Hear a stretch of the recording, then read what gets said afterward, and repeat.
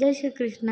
ಎಲ್ಲರಿಗೂ ನನ್ನ ಚಾನಲ್ಗೆ ಸ್ವಾಗತ. ಇವತ್ತು ಶೇಂಗಾ ಕರಿ ಹೇಗೆ ಮಾಡೋದು ಅಂತ ನೋಡೋಣ. ಹೋಟೆಲ್ ಸ್ಟೈಲ್ನಲ್ಲಿ ಕರಿ ಆಗುತ್ತೆ, ಚೆನ್ನಾಗಿರುತ್ತೆ. ಪನ್ನೀರ್ ಇಲ್ಲ, ಕಾಜು ಇಲ್ಲ ಅಂದರೆ ಈ ರೀತಿಯಾಗಿ ಕೂಡ ಮಾಡ್ಕೊಂಡು ನೋಡ್ಬೋದು.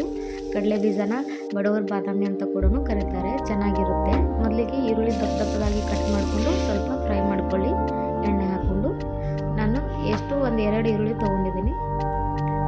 ನಂತರ ಒಂದು 4 ಈರುಳ್ಳಿ ಬೆಳ್ಳುಳ್ಳಿ ಹಾಕಿದ ನಂತರ ಶುಂಠಿನೂ ಹಾಕಿ ಅದನ್ನು ಫ್ರೈ ಮಾಡ್ಕೊಳ್ಳಿ ಚೆನ್ನಾಗಿ, ಹಸಿ ವಾಸನೆ ಹೋಗೋವರೆಗೂ.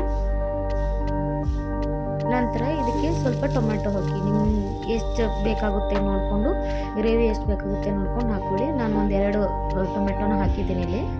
ಅದನ್ನು ಚೆನ್ನಾಗಿ ಸ್ಮೂತ್ ಆಗೋವರೆಗೂ ಹುರ್ಕೊಳ್ಳಿ.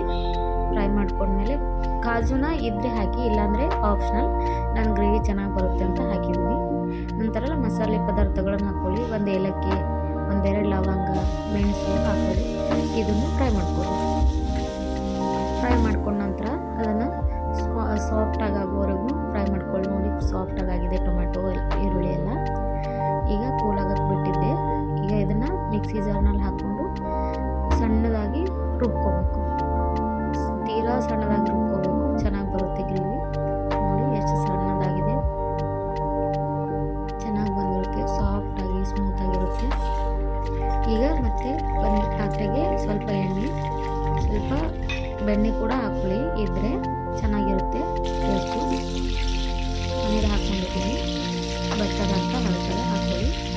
ನಂತರ ಸ್ವಲ್ಪ ಕೆಂಪು ಖಾರದ ಪುಡಿ ಹಾಕ್ಕೊಂಡಿದ್ದೀನಿ ಇಲ್ಲಿ. ಉಪ್ಪು ರುಚಿಗೆ ತಕ್ಕಷ್ಟು. ಎಣ್ಣೆಯಲ್ಲಿ ಖಾರದ ಪುಡಿ ಹಾಕ್ಕೊಳ್ಳಿ, ಅಂದರೆ ಕಲರ್ ಚೆನ್ನಾಗಿ ಬರುತ್ತೆ ಕರಿದು. ನಂತರ ನಾವೇನು ಗ್ರೇವಿ ರುಬ್ಕೊಂಡು ಇಟ್ಕೊಂಡಿದ್ವಲ್ಲ ಅದನ್ನು ಹಾಕಿ, ಸ್ವಲ್ಪ ಗರಂ ಮಸಾಲ ಹಾಕಿ ಒಂದು 5 ನಿಮಿಷದಷ್ಟು ಕುದಿಯಕ್ಕೆ ಬಿಡಿ ಅದನ್ನು. ನೋಡಿ, 5 ನಿಮಿಷ ಆದಮೇಲೆ ಕಲರ್ ನೋಡಿ, ಎಣ್ಣೆ ಹೇಗೆ ಬಿಟ್ಟಿದೆ, ಹಸಿ ವಾಸನೆ ಎಲ್ಲ ಹೋಗಿರುತ್ತೆ, ಚೆನ್ನಾಗಿ ಕುದ್ದಿದೆ ನೋಡಿ.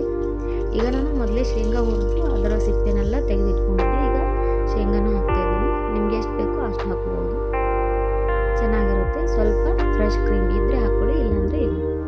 ಫ್ರೆಶ್ ಕ್ರೀಮ್ ಹಾಕೊಂಡ ನಂತರ ಚೆನ್ನಾಗಿ ಮಿಕ್ಸ್ ಮಾಡ್ಕೊಳ್ಳಿ. ಮಿಕ್ಸ್ ಮಾಡ್ಕೊಂಡ ನಂತರ ಸ್ವಲ್ಪ ಕಸೂರಿ ಮೆಂತಿ ಕೂಡ ಹಾಕ್ಕೊಳ್ಳಿ.